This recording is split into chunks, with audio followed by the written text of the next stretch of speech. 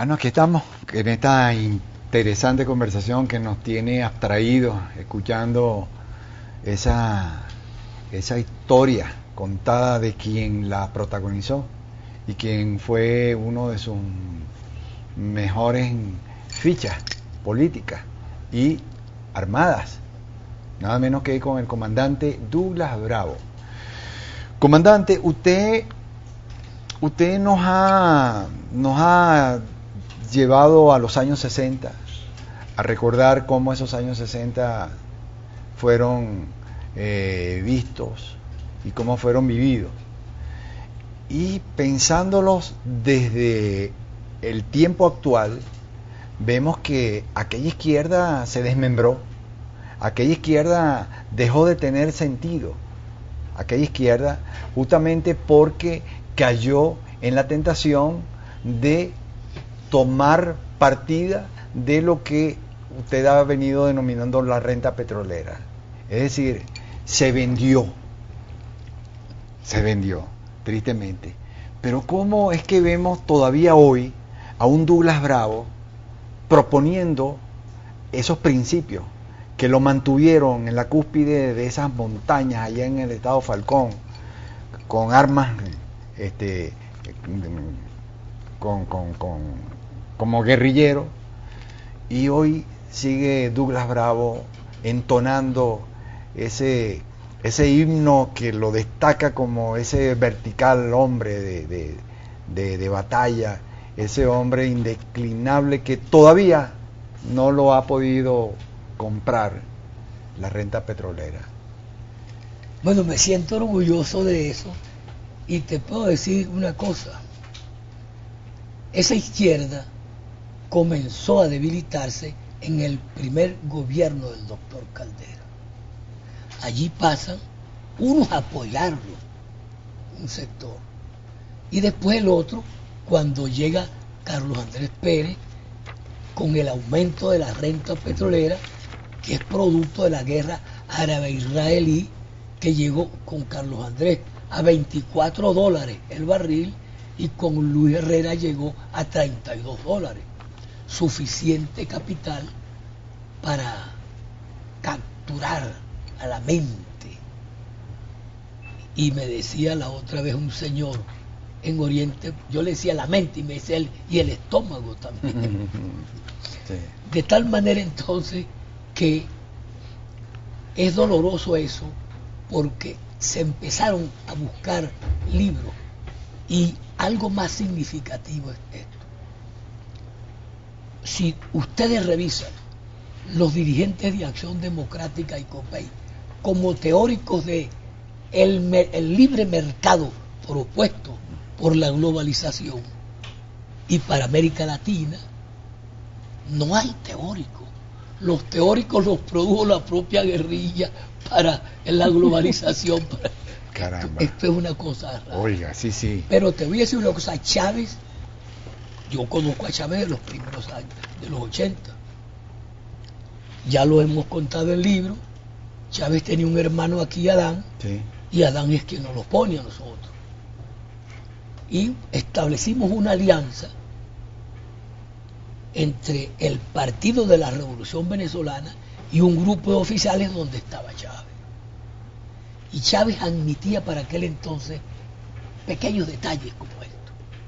Uno, que no había socialismo en el mundo, que la Unión Soviética era una dictadura de capitalismo de Estado, y lo admitía Chávez.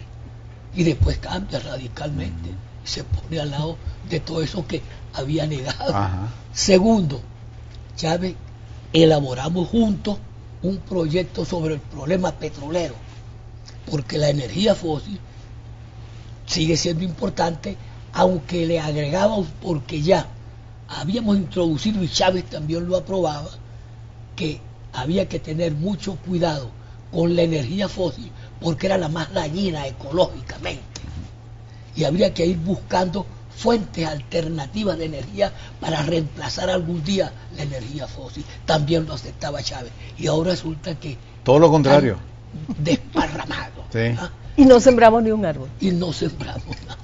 Y lo peor no es eso, destruyendo árboles. Tenemos una Venezuela ocupa el tercer lugar de daño a la naturaleza en América Latina. ¿Qué le ha pasado entonces a este gobierno después de estar soportado sobre una oferta electoral que arrojó que llevó al poder de manera numerosísima en cuanto a número de votos a Chávez en el año 98? Y entonces, ¿qué le ha pasado a este gobierno que con una oferta electoral atractiva, porque realmente tenía factores que determinaron una importancia tremenda respecto a lo que hoy se ha venido trayendo como consecuencia? Bueno, ¿Qué ha pasado en ese interín? Esa oferta electoral, sin embargo, tenía unos matices que quedaban desdibujados, pero eran la fortaleza del capitalismo. Ya estaban introducidos ahí. Ya estaban ahí. Te puedo poner un ejemplo. Ajá. A ustedes todos los convocaron para un referéndum el 25 de abril de 1999. Y el referéndum era pidiendo una constituyente. Sí. ¿Qué decía la Fórmula 8? Fíjate, la Fórmula 8. 3 peticiones. Venezuela seguirá siendo república, tú decías sí. ¿Defenderá los derechos humanos? Sí. Y ahí viene el elemento de fondo del capitalismo, la trampa. Sí. Venezuela ratificará. ¿Está usted de acuerdo con que ratifique todos los acuerdos y pactos económicos previamente firmados? Todo lo que se había firmado atrás quedaba ratificado en petróleo, en gas, en carbón, en todo. Ahí estaba el primer elemento. Y cuando viene la constituyente, ahí se verá que vienen como 12 artículos catastróficos. Pues. Fíjate, uno de ellos, que ustedes lo conocen, muy sencillo. La economía de Venezuela será, creo que es el artículo 299 por ahí, creo que es. Dice así: la economía de Venezuela será democrática, autogestionaria y de mercado. Ya está listo. Si era democrática, autogestionaria, no podía ser de mercado, que es la economía que rige en las grandes potencias mundiales para dominar al mundo entero con el mercado. Claro. Y así hay otros artículos más, de tal manera que ya venían introduciéndose lentamente. Y la izquierda no fue capaz de hacer una observación en ningún momento. Y algo más grave, aquellos hombres que habían estudiado petróleo con nosotros en la guerrilla, aquellos hombres que habíamos hecho seminarios de estudio clandestinos en las montañas, porque para que sepan, de Falcón nosotros llegamos hasta Trujillo, en una marcha con 120 hombres. Entonces hicimos esos seminarios de petróleo y se publicaron varios libros.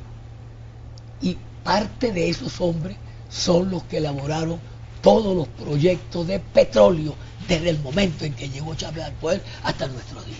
¿Cómo te parece? Caramba. Hay una inquietud. Hubo un momento en que hiciste referencia a las ideas y que de alguna manera la gente de izquierda en este país se había deslastrado de las ideas de Europa y de otros países. Empezamos a deslastrar.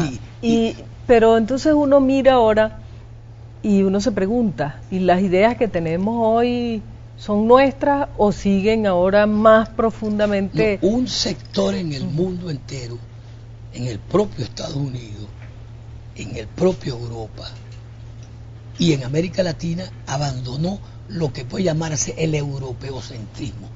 Vamos a decir, los fundamentos, ¿no?, de lo que es vamos a ponerle un nombre, lo que da origen al industrialismo, a la industrialización, ¿verdad? Y esas ideas son las que están dañando la naturaleza ahorita. El recalentamiento global, la destrucción de los mares, de las montañas, el deshielo de los glaciares, etcétera, etcétera. De tal manera entonces que hay gente que no se desprendió, sino que a unos habiéndose desprendido de eso, volvieron al eurocentrismo. Volvieron. ¿Por qué? Porque son las ideas de Estados Unidos y las ideas de Inglaterra y las ideas de Rusia y de China, porque China volvió al capitalismo. Pero ¿qué es lo y que ha Rusia pasado? también. ¿Qué es lo que ha pasado, Douglas Bravo, en el interín de estos años? En el interín de estos años, aun cuando ya nos están mandando al corte, Sara Isabel. Sí, señor. Es decir, que esa pregunta de Antonio José queda para el próximo segmento. Amigos, ya volvemos con ustedes.